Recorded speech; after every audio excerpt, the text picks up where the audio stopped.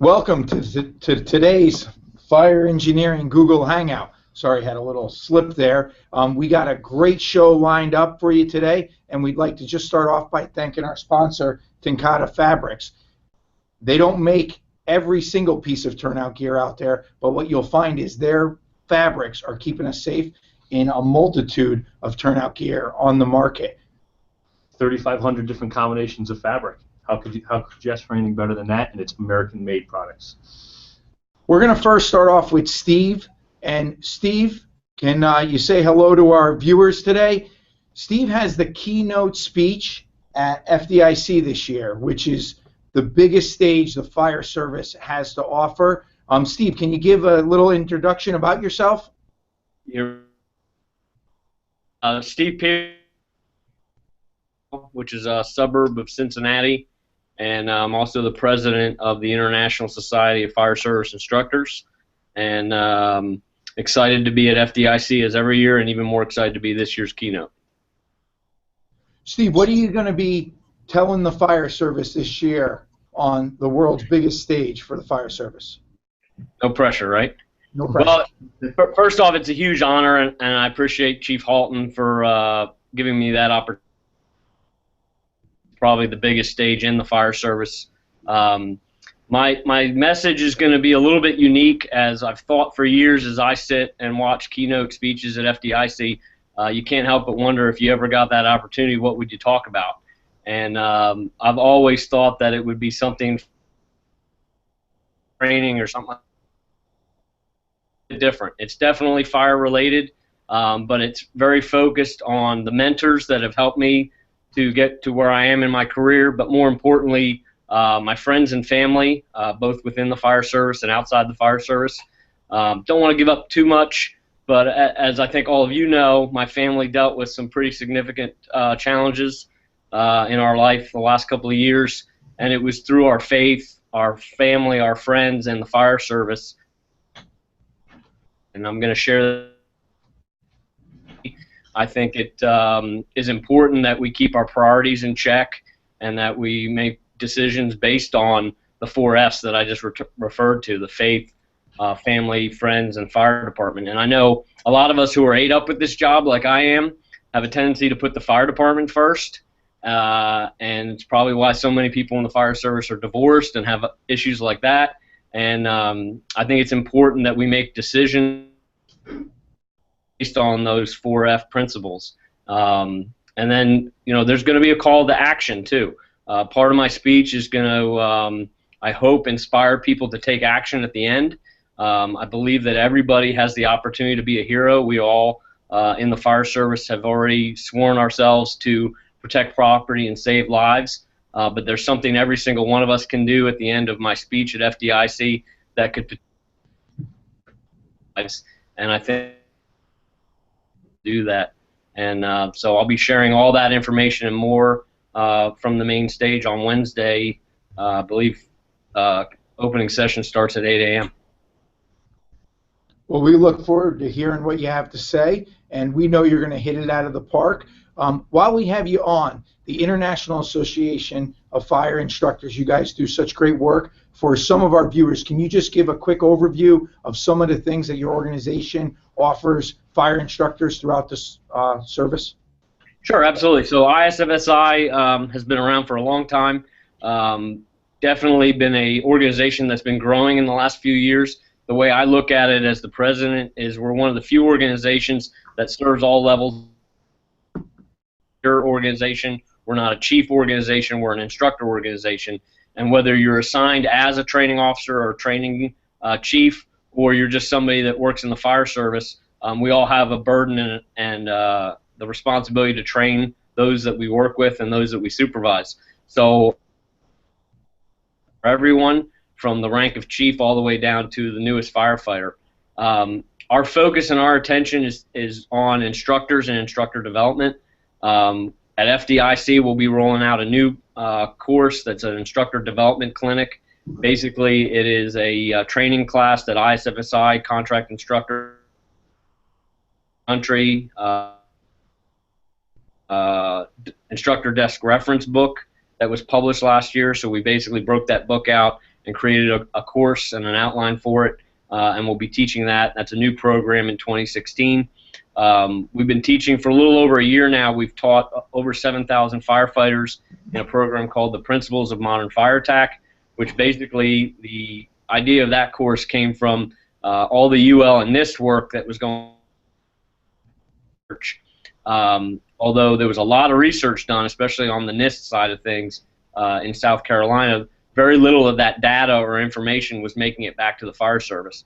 So the PMFA course was designed and funded through an AFG grant to deliver that information and the findings from the South Carolina back to the fire service. So successfully, 7,000 plus firefighters have been trained in that program, and that grant is wrapping up, and we're currently in revision with our partners at UL to come out with version 3 also in 2016. We also have a very successful live fire instructor credential program. We're one of the only organizations that has a credentialing program for live fire instructors. So if fire, we have a training program that includes online learning as well as hands-on learning, and not only do you get credentialed in it, but there's continuing education requirements and re-credentialing every 3 years. Several states have adopted that as their standard curriculum to teach live fire. That class just about every week all across the country and in Canada. So that's kind of the synopsis of what we're doing right now.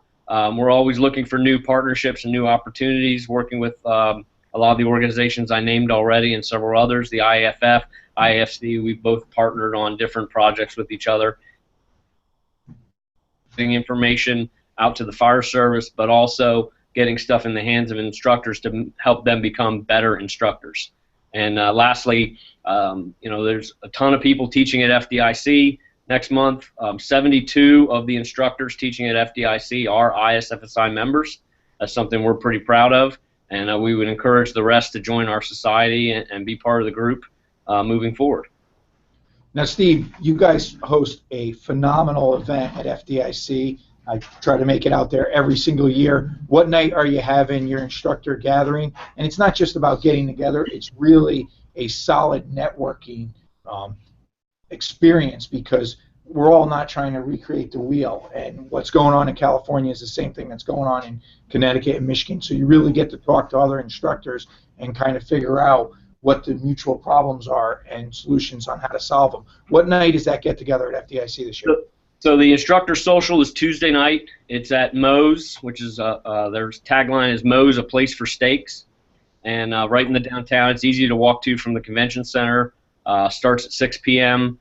Open bar, open buffet, and basically, like you said, it's just a networking opportunity. It's a who's who of the fire service and instructors and people from the Instructor Society. A lot of our partner organizations are invited, and there we give out some door prizes and stuff like that. But really, what the purpose of it is, like you said, it's an opportunity to grab a bite to eat and socialize with other instructors from across the country. And typically you'll see some people there like yourself and like PJ that teach at FDIC that you may want to introduce yourself to or have a question for that you normally wouldn't have that interaction or opportunity to network with them. And so that's the whole purpose of the night.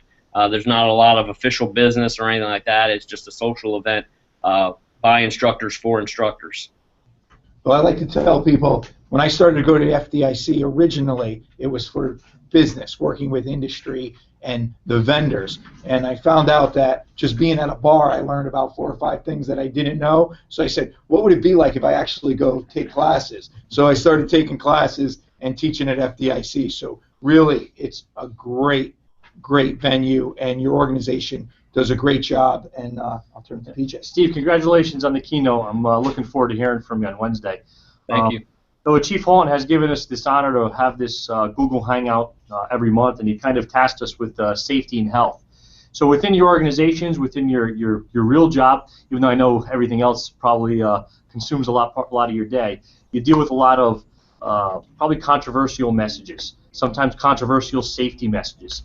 And since you have the big stage this year, so you are one of the 2 communicators of the year, I'm interested in your opinion on delivering a safety message that may not be so popular. We have a lot of followers to the show every month, and we're talking about safety, safety, safety, but we're never giving them any help or assistance on delivering those messages, and sometimes turning those negative messages into a positive. Do you have any advice on that for some of our followers?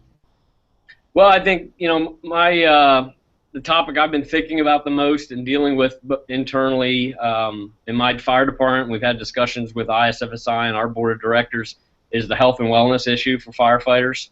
And we're dumping millions and millions of dollars into research for a variety of different things, when at the end of the day, all that research and all that information and the safety bulletins and stuff that come out of that are great information that we can share.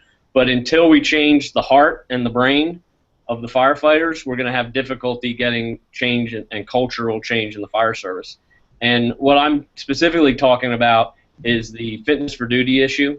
That's a big topic for me. When I came to my current fire department, it was very obvious that we had a health and wellness need, is the best way to put it. And we implemented through a 3-year process. We didn't do it all at once, but we phased in a process of addressing those things, so that today we can say that every member of our department gets a full NFPA physical, and that's every full-time member, every part-time member, every volunteer.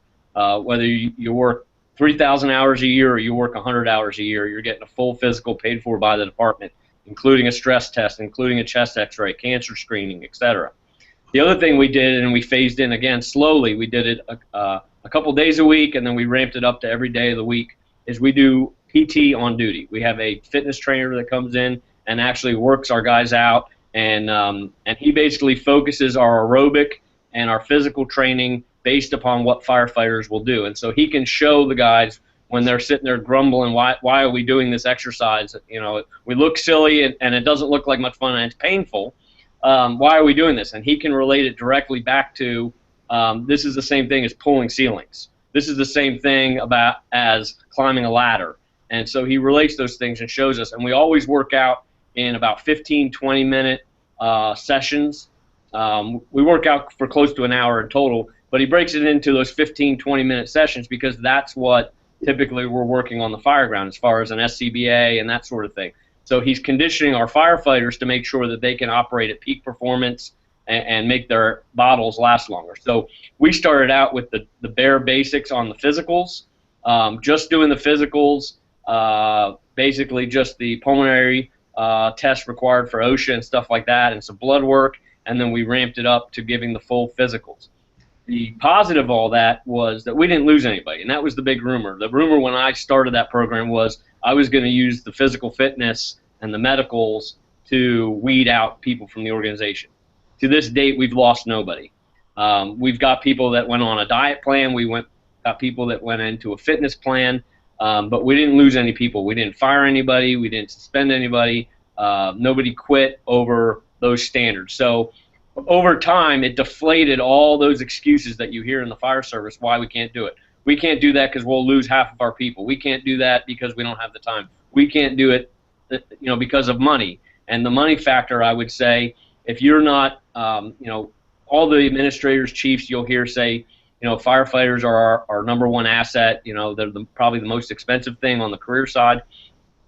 But we don't have a tendency to invest a lot of money in the health and wellness arena, and I think that's really, really important. And so we've done it. We're a smaller department with a small budget, and even faced, some challenges a few years ago as far as staffing and companies being in and out of service, but we maintained our physicals and we maintained our physical fitness program throughout that because I felt it was that important. So I think it's just being honest and open with people and explaining what the end game is. Where are we trying to be as an organization? We want to improve the effectiveness of our fire department on the fire ground and on medical runs, but we also want to keep you healthy and safe to a retirement date, or so that you can be a volunteer for 40 or 50 years, whatever the case may be. We all are aware of the cardiac issues, the cancer issues, and everything else in the fire service, and I think every firefighter will admit that they know what needs to be done, but it's changing the mind and the heart to get people to do it. And that's hard, but I think the biggest thing to do it is you got to come up with a plan, you got to be honest with everybody, let them know that we're not doing this to be punitive, we're not doing this to eliminate everybody. It's to truly improve you as a person, your physical health and wellness, so that you can go home to your wife and kids or whoever you carry around in your wallet. Steve, were you able to pick up any cardiac issues or cancer issues through your physicals? Because other fire departments are finding that by doing the annual physical, they're catching these things early, getting the individual in treatment, making the difference. And for a lot of cities out there, they're self-insured. So they're going to be paying for it one way or the other. Catching it early actually reduces the financial impact on the municipalities. So we personally in Goshen have not. We've had other health issues that were discovered. Probably one of the most significant ones is blood sugar. And a lot of our guys are walking around not knowing because of their diet and the energy drinks they're drinking and the snacks and things like that, that they're walking around with a blood sugar, 100, 200, good for your body. Had issues like that. Now, other agencies in my area that I'm familiar with and use the same doctors group that I use for our physicals, they have had cardiac saves through the physical program. They actually had one department had a guy go down on the treadmill during his test, and he was on duty. So that guy was on duty in the firehouse riding an engine company that day. For you to go do your physical, he hops on the treadmill. Next thing he knows, he's unconscious and being transported to the hospital. So that's an extreme example, and he went straight to the cath lab, successful, returned to work, full duty. But I know of several other departments where through the stress test and some of the other tests that they're doing, they have discovered early stage cancer, early stage cardiac disease, put those people on a treatment plan, kept them on the job, and those people, hopefully will work a full career. Steve, that's great. Those are some great success stories that we would all love to see. But we have Chris, Lieutenant in New Haven Fire, sitting over here to Frank's left. How would you tell Chris if you as the chief officer, you're going to drop down a safety message in his lap that is going to be very unpopular? It's going to be one of those that you're dropping in his lap, and you're going to walk away and let him handle it with his shift. What kind of advice do you have for Chris and the other officers out there to deliver those messages to their companies? Well, I think it's important if a safety message is coming from the top down. I think it's important that the chief or whoever is issuing that safety message also follows it. We all see that, and so a big part of that. We necessarily may not all see that. So, and it is a struggle. I talk about changing my mind and changing your heart. That includes me. I am not a big person. I'm not into sports like some people are. And so it was a challenge for me to get out there on the bay floor and do PT. But guess what? I do it. And I do it because if I'm going to require my people to do something, then I should be prepared to not only do it as well, but I should lead by example and show that I can do it. Now, that's easier for me to do because I'm in a smaller organization. We have 2 stations. We have 50 people on the job.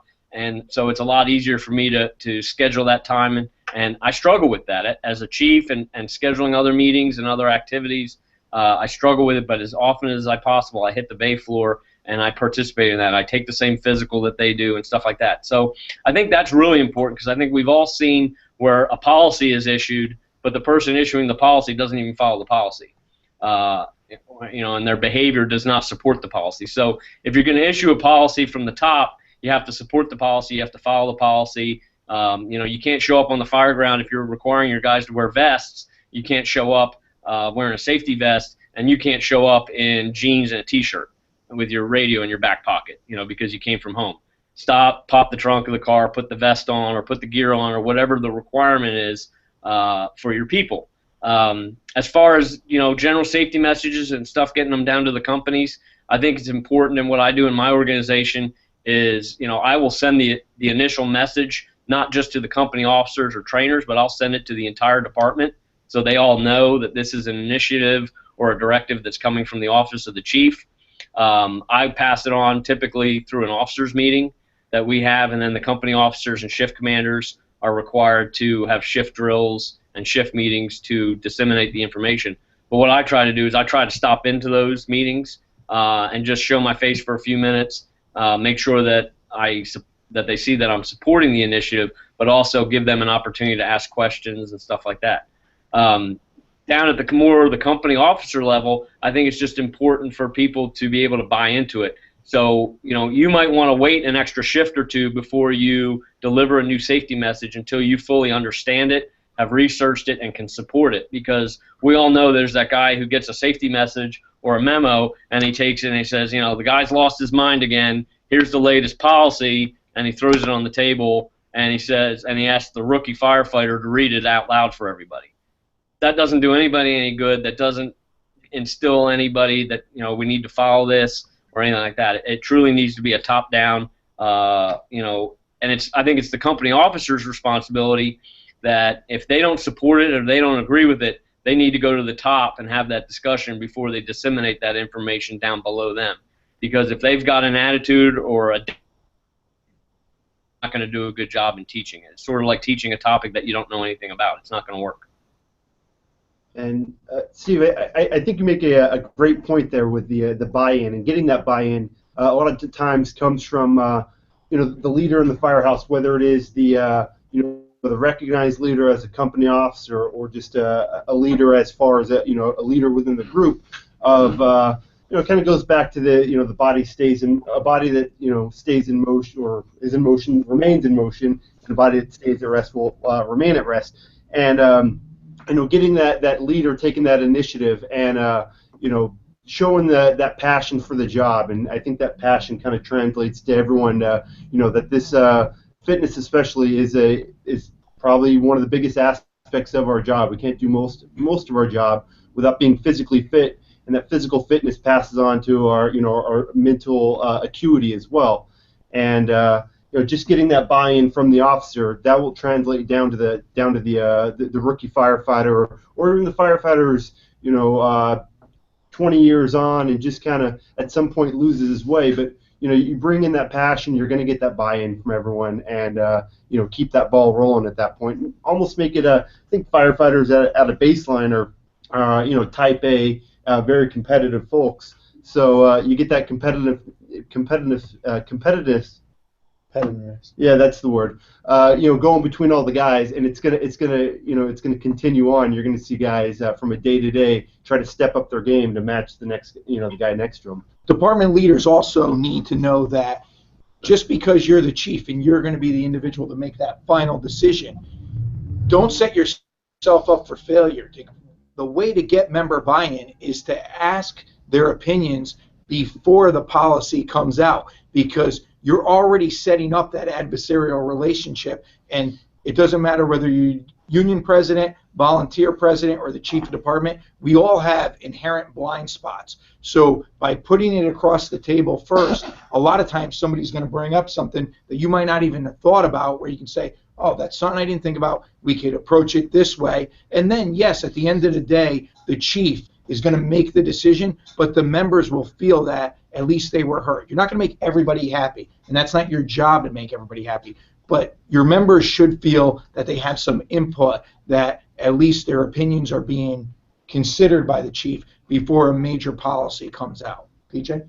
I couldn't agree more. You can't just drop a safety message like I mentioned and just drop it in the lap of the company officer, because it's going to go nowhere. It's going to take you longer to think it up and type it up than it's going to be in place. Well, I think Steve hit it on the head. Let the rookie read this. I mean, I've seen that. Yeah, absolutely. I like the idea of it coming directly from the chief and meeting with the officers, meeting with the company officers. In a small organization like Steve's or my organization, we can do that. But in organizations like New Haven, it's going to be a little bit different, where it's a much bigger organization.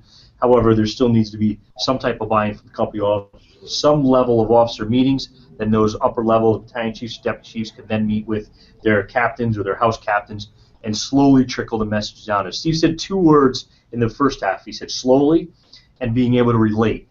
And I think being able to keep your eye on the prize is something very, very important. And then you mentioned be conscientious of what's in your wallet. Goldfeder did that piece many years ago. We had everybody stand up and show the pictures of their family out of their wallet. And I think if we get our membership to really focus on that and focus on it's not just going home today, it's not just going home tomorrow, it's just not having a good 15, 20, 25-year career. It's what's going to come after that. Where are you going to be with your family? What are you looking to? You want to retire on a beach with your wife and your children? Well, you know what? If you don't take care of these steps today, you may never reach that goal. if you don't wear your air pack, if you don't wear your seatbelt, if you don't take the safety messages strongly, you may never reach that goal of retirement and laying on a beach in a hammock somewhere and watching the waves crash by for the rest of your life. Whatever you choose to do after retirement. I'll give you a perfect example. We just instituted a firehouse software program in the city, and they tried to recreate the wheel, and they put it on one individual instead of breaking it up, training several individuals, and finding out how other like-sized departments have dealt with this issue. It would have avoided a lot of issues that we're dealing with now. So fire chiefs need to realize that nothing's on fire when it comes to a policy. And I think that this is true for emergency services. We try to handle everything the same way we do an emergency call. We got a problem? Let's solve it. That's the fire department's way. And when it comes to administration, that's how they get themselves in trouble over and over again, because a administrative issue isn't a fire. It's not a medical emergency. It needs to be well thought out, and you can't train for every single aspect of it. You need to bring people to the table to make sure that you can cover those blind spots and speak with one message, because you want the company officers wearing their rank and saying, this came from the chief's office, but I'm the lieutenant, and this is how our shift is going to operate. And I think that's important. You find that to be the case, Lenny, in EMS as well? Yeah, I do. Creating a culture, if there's culture and buy-in, everyone goes along with it. It's not the top-down policy or protocol, as the chief pointed out. Now, Steve, I'm going to give you the last word for your segment, and then we're going to move in to Lenny Guercia. But we are really looking forward to seeing you on the big stage. And just so you know, that speech will follow you for the rest of your career on YouTube, No pressure. Google. So no pressure, but it's one of the most rewarding things to do is to give a keynote speech at FDIC. Wait a second. Did you just say that Pegram is keynoting at FDIC? There's been some horrible mistake. He's going to do a great job and knock it out of the park. So, Steve, we'll give you a last word, and then we'll let Chief Halton weigh in. Well, again, Bobby wasn't on here before. I got to give all the thanks to him for selecting me, and he did so last year and during a class that I was in. So, kind of hit me upside the head with it. And but I'm excited for the opportunity. I'm nervous. I've gotten some great advice from previous keynote speakers, members of the advisory board, and I've only had one nightmare about it. I did have a dream. True story. I had a dream the other night that Brian Kazmierzak and my brother-in-law, who's not in the fire service, were standing in the front while I gave my. But hopefully that doesn't happen, and I look forward to the opportunity. And like every year.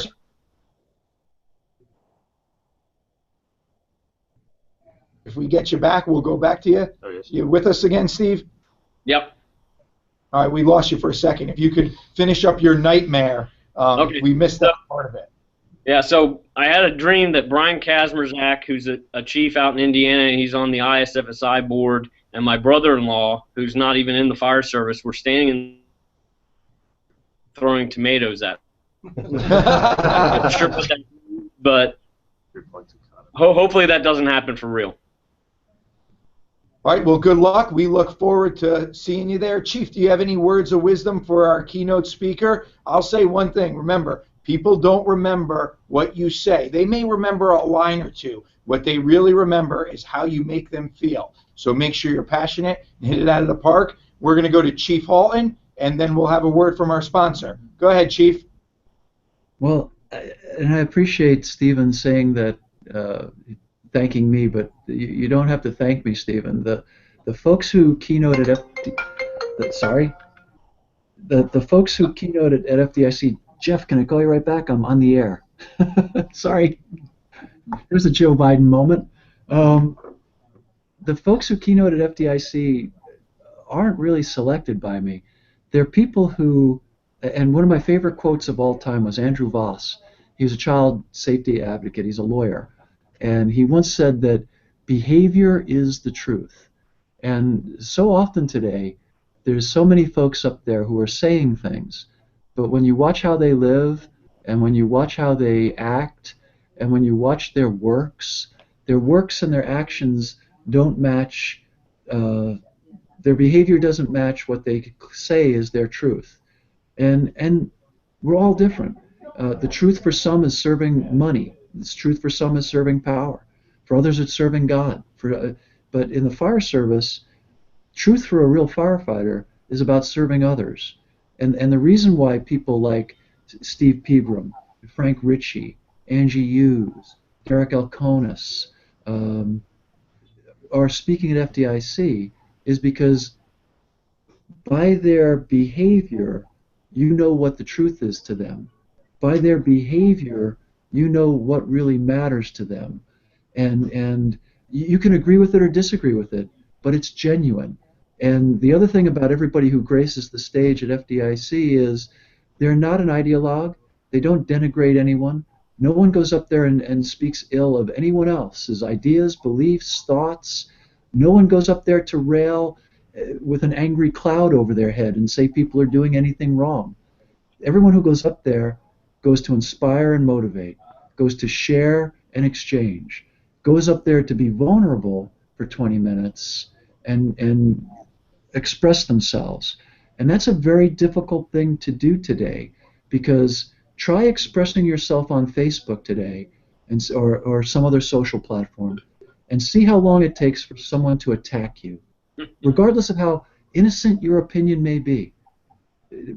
The world has fallen under the influence of a man named Saul Alinsky, who was probably one of the most horrible human beings who ever graced the face of this planet. And his ideology of hatred and ridicule and abuse has become so commonplace, we won't allow anyone who follows that philosophy, as long as I'm at FDIC, to grace the stage as a keynoter. You have to be positive, you have to be inspirational, you have to be loving and sharing. And Steve Pegram, by his behavior and his actions, earned the right to be there this year. It had nothing to do with me. It had everything to do with the grace and quality of Steve Pegram. Well said, Steve. Thank you very much. We just would really like to thank Tenkata Fabrics, because without them, there would be no Google Hangout on Wednesdays, and we really appreciate everything that they not only do for fire engineering, Penwell, and sponsoring the show, but for what they do every day for firefighters who are out there on the line, putting their life on the line and putting their family's livelihood on the line. So to Tenkata, thank you very much for everything you do. I'm going to turn over to PJ now, who's going to introduce our next guest, who's not only my son's EMT instructor, so we're going to put that on him, but we really appreciate you coming on the show. Thank you. Lenny. Pleasure to be here. PJ. Yeah, not only your EMT instructor, but I refer to Lenny Guercia as Mr. Guercia, because when I started in the fire service a few years ago, Lenny was a police officer. Then he saw the light, Frank. Can you believe it? He saw the light, and he kind of came over to the EMS side of the house, and he's really done some great things for us locally, but also nationally. He was the Director of EMS for the state of Connecticut for quite some time. 10 years as Director of EMS. Politically, he's a survivor. In the last 10 years in a state organization, he's doing something right or something horribly wrong. So he's done a lot of things locally, nationally, does a lot of things for the state, as well as teaching me.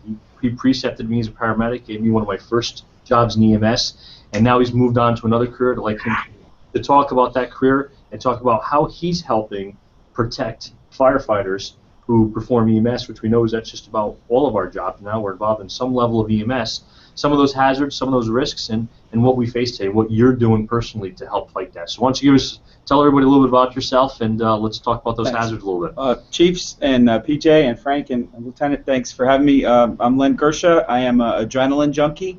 I've been in public safety my whole life. I started my career under the leadership of my dad, who was a captain of our volunteer company in our community. I started out when I was 15 years old, and somewhere along the lines realized that the fire thing wasn't exactly in my bailiwick, but had been an EMT for 30 years and a paramedic for 25 of those years.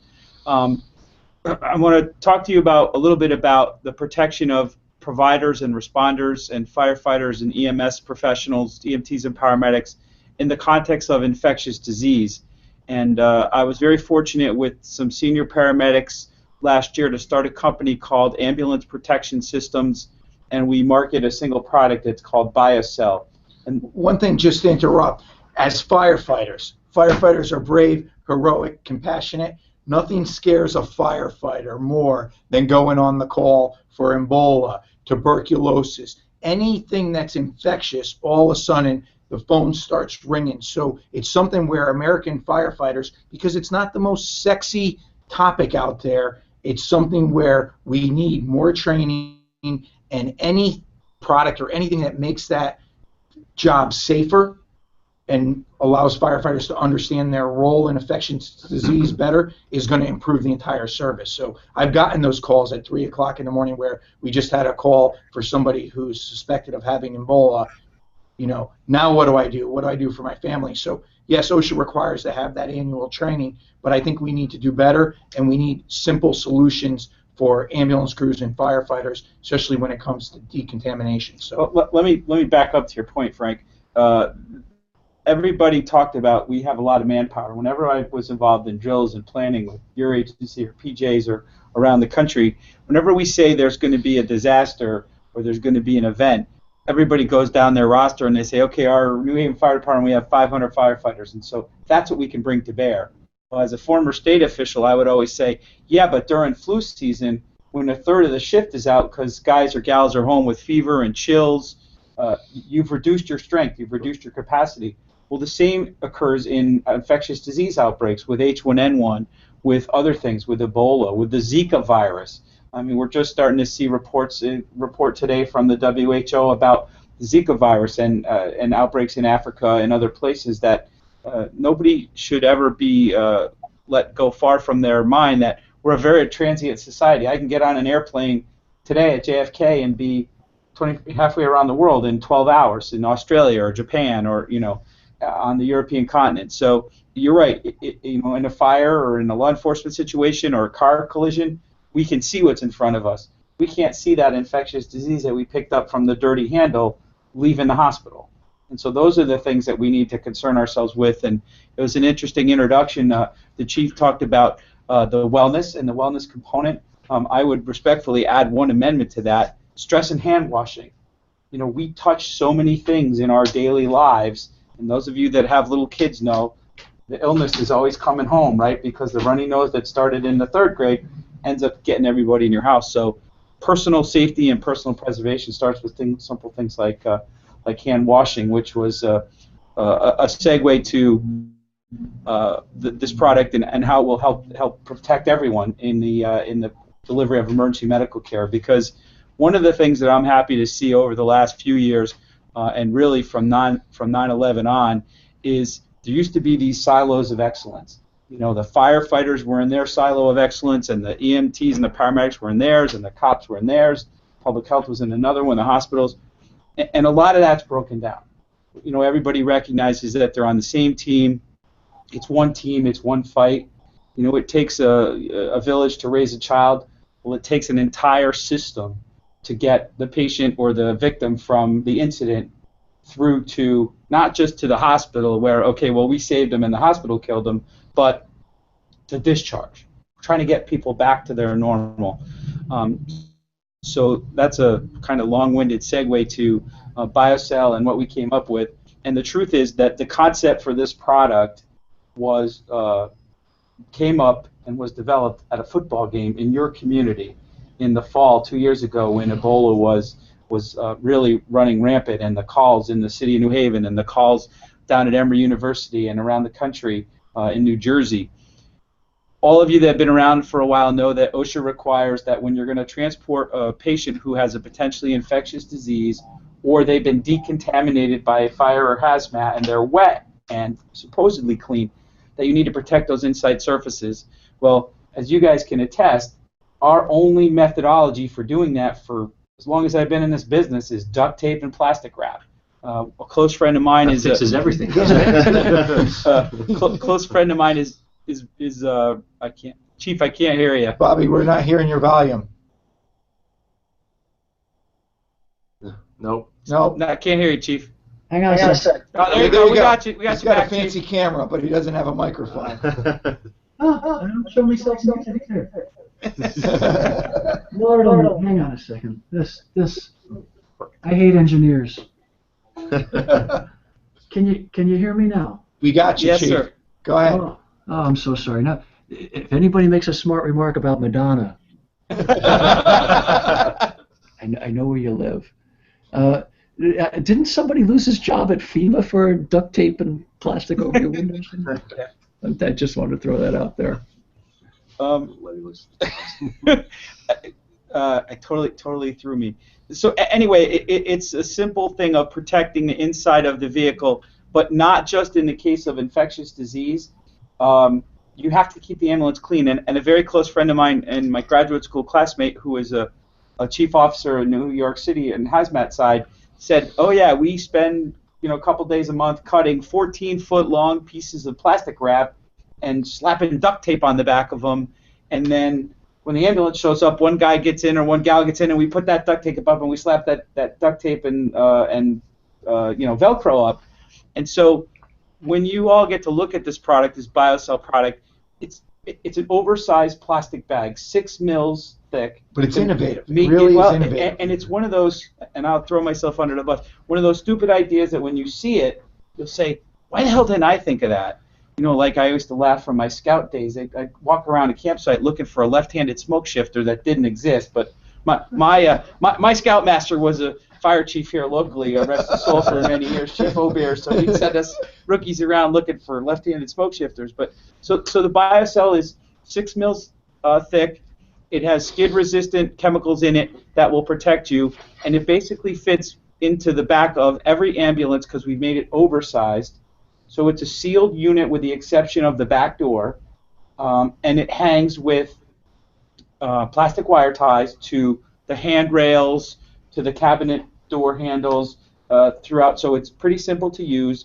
And you guys will attest that in the old days, it could take upwards of 2 hours to appropriately seal every component of the ambulance. Well, a couple things happen when you seal every component inside the ambulance. You're sealing over the ventilation ducts, you're sealing over the exhaust ducts, and your equipment is trapped on the outside of that. Well, what BioCell does is it gives you the opportunity to keep your equipment where it needs to be. You don't want to put a $60,000 life pack at risk if you don't have to. You can make a tiny little hole in the BioCell, put the cables through. It's translucent so you can see the monitor. Put some Kev tape over it, and only risk an $80 set of cables rather than a $60,000 monitor.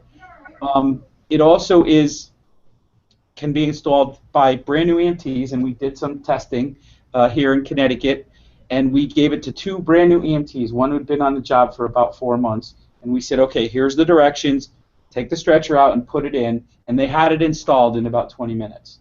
It doesn't take up any additional space. It goes in the side cabinet. It's disposable, and then when you're done transporting the dirty patient, the hazmat patient, the person who's exposed to radiation, you just get in on the clean side, so you don't have to have that second rescuer be in full level C protection. You clip the wire ties. It folds in on itself. We provide you with an oversized bio box. You put that at the back of the ambulance. You fold it all up. You tuck it in there. You tie the bag with a wire tie. Close the box. Give it to your hazardous waste disposal company. And so they're designed to be disposable. The cost is relatively inexpensive, but the key component for me and the other 3 paramedics that designed it is it's easy to use. The other thing that's happened a lot in these hazmat situations is there are more patients than we oftentimes have transport capabilities for. You could hang the BioCell inside a tent using the same wire ties, make a temporary holding area for them where they're within a safe environment, and when you're done with it, again, you clip the wire ties, you fold it up, and you throw it away. And then in the time of thousands of dollars of pieces of equipment, our price for this is $397. And a part of our design team I failed to mention is a local fire chief here in Old Saybrook. Chief Dunn was instrumental in helping us to design it and helping us to market it. And our first unit went online with the North Branford Fire Department under the direction of Chief Seward, who was a former New Haven Fire Training Officer. And we've sold 50 some odd units, 53 plus units to fire services and EMS around the country. The company is about 10 weeks old now, so that's the value and the beauty of this thing. We'd like to work with everybody, put some training videos up on our site. It's fast and it's cheap and it's easier than putting duct tape up. One of the other safety messages, Chief Norwood, that I heard you talk about was, I've talked to a lot of sanitarians and safety engineers who say they don't know what when you rip the duct tape off and there's still some residual adhesive, they don't know what how well you can get that clean. So if you're ripping the duct tape off and the patient is gone, 2 days later, is there some other infectious material that's sticking to that substance? So these are the things that we're trying to avoid. And like any other new product, there were the naysayers, like the chief talked about the safety training and doing the PT. Listen, we're flexible. Semper Gumby. You can't hurt my feelings. If people have seen places or ways to modify it, send it to us in the next version that is going into production shortly. We can move things around. The thing that I like is when it comes to decontamination, you got to get trained in it once a year by OSHA.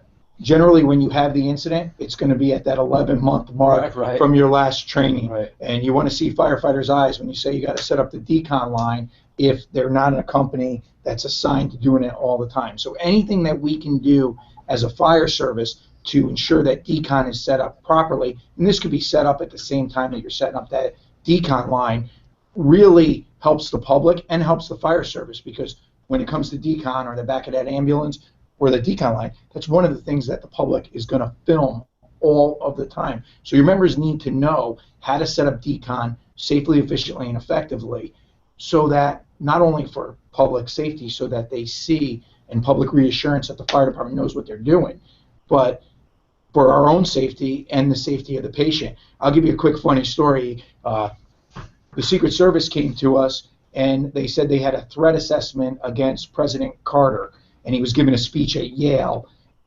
They were worried about somebody throwing blood on him.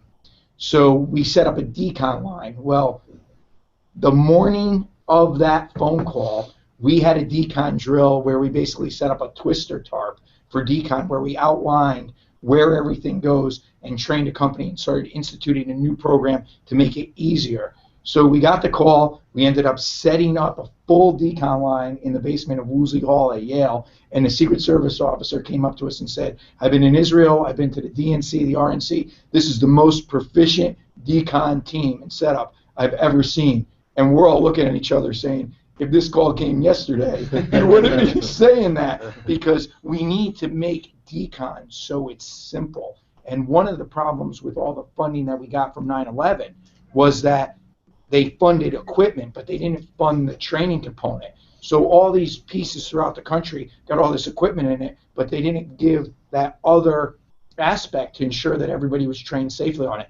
Your product is easy to set up to inexperienced people, and I'm not backing any product, but the fact is anything that we can make the firefighter's job easier for when it comes to something that doesn't happen every day, because this can happen in anybody's community. And the Ebola thing is coming back to the forefront again. You're going to see these trends tend to go in ebbs and flows. You're going to see this come back, and firefighters should be prepared and have a clear vision and a clear standard operating procedure of how to make sure their ambulance is going to be decon and how their personnel are going to be decon. And the safety officers out there, you need to do a good job of explaining, just as the hazmat OSHA requires, what are the signs and symptoms, what do you do if you think that you were exposed, and give you some information to put you at ease. Because what I tend to see with communicable diseases is the firefighter kind of brushes it off, then they go home and their wife or husband or spouse, whoever's at home, they have questions that the firefighter can't answer. And now all of a sudden the phone starts ringing. They never told us this. They never told us this. So when it comes to decontamination, it's got to be a complete package. I'll go to Chief Halton, and then I'll go to PJ and Chris and Steve. Go ahead, Chief. Well, I absolutely love the concept. and it reminds me a bit of the smoke curtain, but for biohazard and probably more comprehensive. But I think a term that the fire service should get used to, and Larry kind of touched on it, is industrial hygiene. And that's what this is. This is an industrial hygiene tool. And it's going to become increasingly more important that we know how to enact industrial hygiene, whether for cancer protection, biohazard protection, noise protection, musculoskeletal injuries. But sounds like a really unique product. I can't wait to see it, and I can't wait to see it deployed. And I guess my question would be, how come you're not exhibiting at FDIC? Chief, we're a small fledgling company, but maybe next year I can be there. Before we go to the other speaker, one of the things I wanted to add to is, although we initially designed it for hazmat, I had a volunteer chief buy it the day after a presentation because his crews came upon a very bloody suicide attempt, and he said my unit was out of service for 8 hours while my crews were cleaning the bench and under the seats and everything, and he said he never wanted to have to go through that again. So I mean, there's an unfortunate thing, but the bad stuff doesn't always stay with the patient. So, Lenny, and we've spoken, and I do think this is a great product, but keep it in tune of this being a training piece. Yep. And spending an hour talking to firefighters and training. Let's backtrack. Let's backtrack prior to this BioCell. When would you need to deploy something like this? What should the firefighters that are watching today, that are maybe in a firehouse right now and waiting for the alarm to go off, what are some of the things that they should be looking for when that should be raising some flags? When we start talking about communicable diseases, and Ebola, and the Zika virus, or even the things that we sometimes forget about, hepatitis A, the hepatitis B, the hepatitis C, just other things we may have gotten away from. What are some of those things that you've seen in your experiences that you can tell the firefighters today that they should be looking out for, that should be raising some red flags to get to your BioCell product? Well, the first thing, Chief, is use your powers of observation. I've heard in my experiences, in my exposure to the fire department, we're always looking at scene size up. Well, that starts from the minute you get the call. What's the call for? If it's an unknown medical, are we going for flu-like symptoms? Start to think about fever. Start to think about cough. It's difficult now in flu season. Everybody has that productive cough. Use our powers of observation. Is the patient we're taking care of, do they have some sort of accent from potentially another country? Did they just come back from travel? We talked a little bit about transient travel. Everybody can move around very freely. It's one of the benefits of being in our country. Look for those things. Use your powers of observation. Use the signs and symptoms, not only what the patient is telling you, but what are the things to look for. Fever, are they profusely sweating? Or do they have open sores? There's a lot of other things. Or inherent in the nature of where you're going. Are you going to a chemical factory for an unknown medical where you might have to do a decon?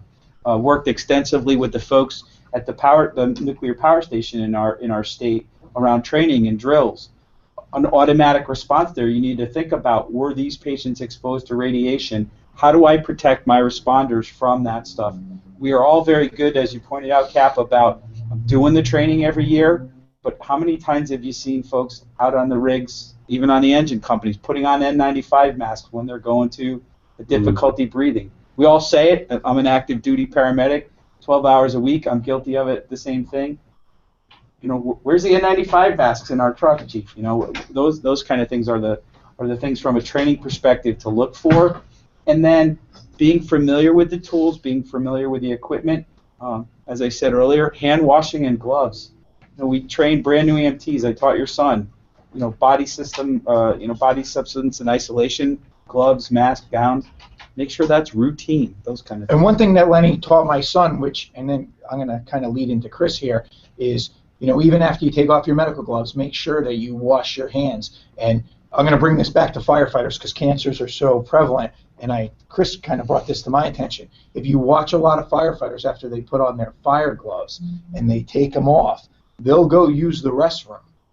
We know that cancer is a problem, so they need to make sure that even with the fire gloves, wash your hands after you take off any glove because you don't want to be exposing yourself with that. And Chris brought that to my attention. And that was actually brought up. We recently did a class on PPE, and one of the things was care and maintenance of PPE. Obviously, Tenkata, our sponsor today,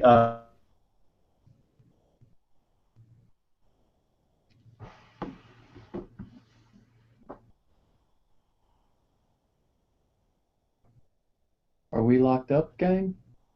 Would have and I think as firefighters we almost get lulled into a sense of security that I've been on this type of call before. This is a routine call, and I think we have to always realize that not everything is as routine as it sounds, and we have to treat our own protection and our sanitation as such. Especially here in New Haven, we're at risk. We have several major colleges here. Yale just had a meningitis scare, so your product you said earlier, it's not just the Ebola, it's the big stuff. It's these diseases that we're not always utilizing those N95 masks for, and we should. We should always stay on top of protecting ourselves from hepatitis, from meningitis, and all these other diseases that are more likely we're going to come across and that we're going to be exposed to. And that's one thing we don't want to take back to the firehouse, and we don't want to take back to our personal house as well and expose our families.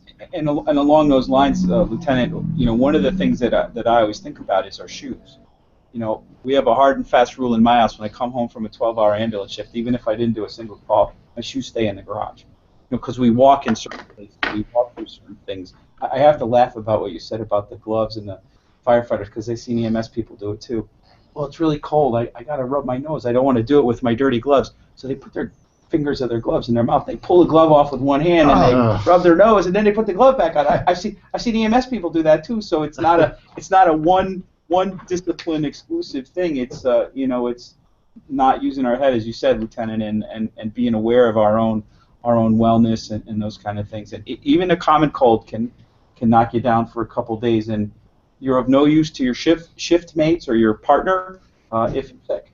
And remember, as company officers out there who are out there on the line seeing it, especially your paramedics, they're so focused in the patient care. Your job as the company officer is to kind of take in the entire environment. So if you see something where they should have their N95 masks on, that's where, yes, you can't hit the reset button completely, but just allowing it to continue doesn't help anybody either. That's your job and your role to show the leadership, to say, hey guys, put on your masks, even if the boss got to get them for you. The fact is, sometimes we would like to think that everybody's going to be trained and everybody's going to do the right thing. But if everybody did the right thing all the time, we wouldn't need company officers. So if you see something and you can cover that blind spot, make sure that you're looking at the big picture and protect your personnel, because that's why you're there.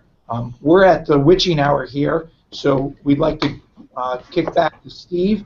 I'll let him say the last words of the day, and then we'll go to Paul. Again, we'd like to thank our sponsor, Kinkata Fabrics, and Lenny Guercia for coming on, showing us a new idea. Bobby Halton, he has submitted a innovative technology piece for fire engineering, so I'm sure that'll be coming across your desk, because I think it does.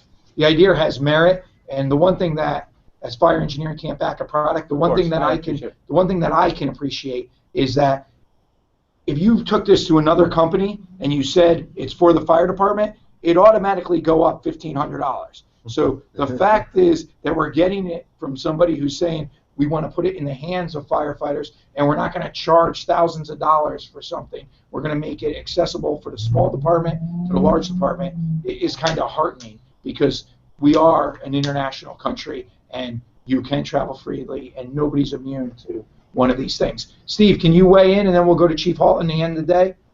Absolutely. First and foremost, thanks for having me on. It was interesting when you were talking about the firefighter cancel correlation. We had an officers meeting just this morning, and we're rolling out a new policy and procedure for deconning gear after incidents. How do you roll out? Discussed it in committee first. We then discussed it with all the officers. We're going to then do shift briefings, but we're going to do some live fire training coming up very soon. So that's the perfect opportunity to throw the buckets out and the decon wipes and all that sort of stuff. And we're going to make everybody go through that hasty decon after they do their Class A live fire training. Again, they're going to get used to and getting that example. So just another opportunity of how we're delivering that safety message and discussing it at all ranks of the department, but also doing it hands-on on the drill ground as well as on the fire ground. Before I go to Bobby, I just want to say one word of caution about deconning the gear on the fire ground. Ironically, the firefighter who's getting the Courage and Valor Award this year was burned significantly. His burns converted from second-degree to third-degree burns, and one of the contributing factors was he had a fire earlier in the evening. It's New England, a lot of snow, and his gear was wet. So if you're going to wet gear, because wet gear lacks thermal stability, you got to make sure that that member has a dry set of gear that they can go into so they're not at risk for that next call. I'm going to turn it over to Bobby Halton for the last word of the day. And again, thank you to Tenkata Fabrics and both of our guests, and Chris Brigham and PJ Norwood, for being with us today. Chief Halton, can you close us out? Yeah, absolutely. We're 28 days away from FDIC, and most of the people that you've talked to, with the exception of Larry, will be at FDIC, so you can get a chance to visit with them and hear their opinions. Industrial hygiene, whether it's deconning gear, deconning tools, equipment, whether it's utilizing a bioprotection system, such as we've been discussing here this afternoon for your ambulance or your rig or your box or whatever you call it, critically important stuff. We're going to be moving more and more towards understanding the risks we face and towards improving our industrial hygiene within our systems. So it's really, really important stuff. And if I could for a moment, it's Holy Week for Christians, an important week. And this week we lost a true friend of the fire service, a true friend of mine, Chief Brian Sanford, who was the chief of the Indianapolis Fire Department, who lost his fight with ALS. Now, I don't know if ALS is something that is unique to the fire service. Obviously, Lou Gehrig probably never fought a fire in his life, and it's named after him. But autoimmune diseases, whether it be lupus, whether it be RA, whether it be any myriad of diseases, I think are the orphan that 15, 20 years ago when we started talking about cancer, people poo-pooed it and said, oh, you're alarmists, the sky is falling, it's not that big a deal. Well, it is that big a deal. And I think autoimmune diseases are part of it as well. And as we move forward with this industrial hygiene, it's about quality of life post-firefighting. It's about quality of life into the future. So, in memory of Brian, maybe today we take a moment and we think about ways that we can improve the industrial hygiene in and about our workplaces. Your community invariably, regardless of size, has someone who's familiar with industrial hygiene and can help you. So it's not a battle or a journey you have to take alone. But as responsible members of this incredible profession that we call the fire service, it's incumbent upon you, if you truly say that you love your brother and sister firefighters. Andrew Voss said it best, as we talked earlier about Steve. Behavior is the truth. So if you truly care about cancer, let's figure out how to eliminate our exposures or reduce our exposure potential. If you truly care about your future and the future of your family, let's look at the devices such as the biohazard device we looked at here to ensure that you don't get some contagious disease. It's important. Behavior is the truth. My friend Pete Proclio made it even more pointed. He said, always and everywhere, behavior is the truth. Probably an important concept to keep in the back of our minds as we move forward in this journey of providing service to others. I'd like to thank my dear friends PJ Norwood and Frank Ricci for doing this for me, and Tenkata Fabrics, such a wonderful group of people, inherently flame-resistant products, inherently, not infused with chemicals, not cotton built up with any kind of other product, inherently flame-resistant products. Tenkata has been around for centuries. They started off by making sails for the Dutch Navy, which I think is just the coolest story ever. Neat company with really, really wonderful people. Please stop by their booth and tell them thank you for sponsoring this show. We love you. Have a wonderful, wonderful week. Have a blessed Easter holiday. For those of you who practice the Christian faith, for those of you who don't, have a beautiful, beautiful weekend anyway. And to everyone out there, adios. Love you. Bye, Chief. Thank you. Thanks, Chief.